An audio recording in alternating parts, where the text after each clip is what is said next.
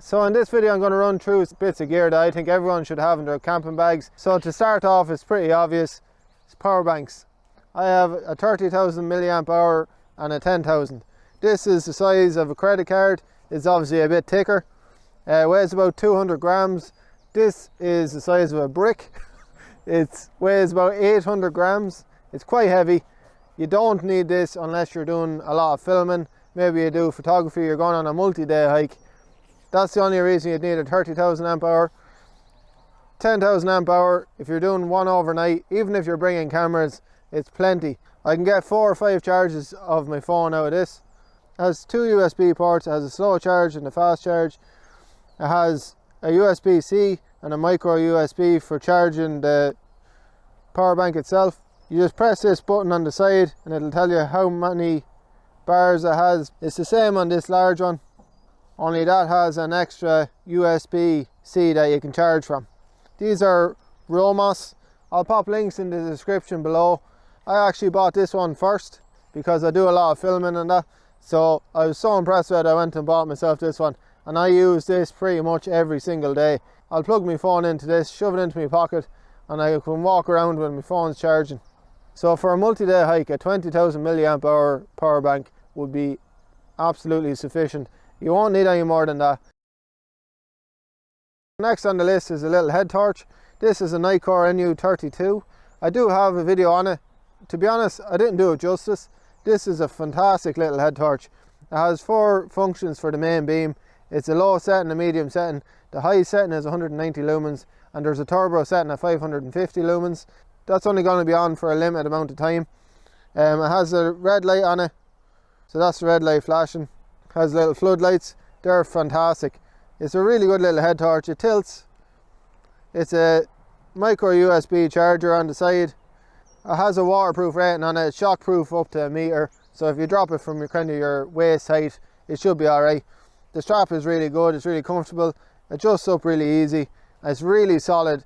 They're really well built. They're not expensive as far as head torches go. You can get cheaper ones, but if you want something that's going to last, I'd really suggest looking into the Nikkor torches. So next up is paracord. It comes in all different types, all different sizes and lengths. I'd recommend getting a decent length, 2 or 3 meters long. Pop it into your bag. It can replace your shoelaces. It can fix your bag strap if that breaks. It can fix your belt. You can fix up your guy lines on your tent. You can use it as a ridge line. There's multiple uses for it. And if you learn how to do a few different types of knots, it's really handy. Next up is a ferro rod. These are great to have in your bag.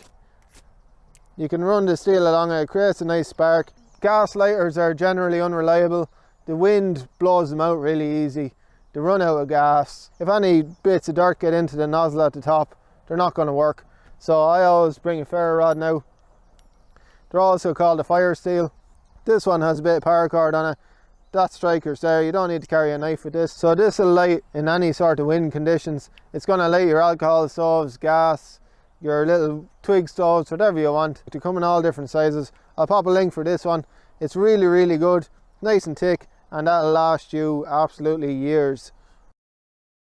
So next up on the list is dry bags. These are fantastic because they keep all your layers dry. This is a 2 litre bag. It's perfect size for putting power banks into, batteries into, you know, anything that you want to keep dry, you can pop into these. Say I want to put my power bank in there, just pop it in.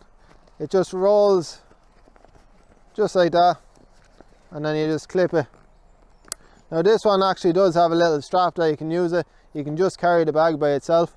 They come in all different sizes. That's a 10 litre bag there, and I have this other bag here, which is a dry bag, but it's also an inflatable bag for a sleeping mat. It just fills up. I'll just close that there so I can show you. You just fill it with air, roll it up, and then that'll inflate your bag. You just push down and all the air goes into your sleep mat. They're really handy. I'll pop a link for this one in the description. Out of all the dry bags that I have, these are really good quality.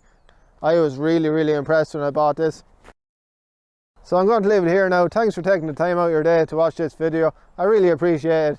If you haven't already, consider subscribing. I'll be putting up a new video each week. Thanks again for joining me, and I'll see you in the next one. See ya.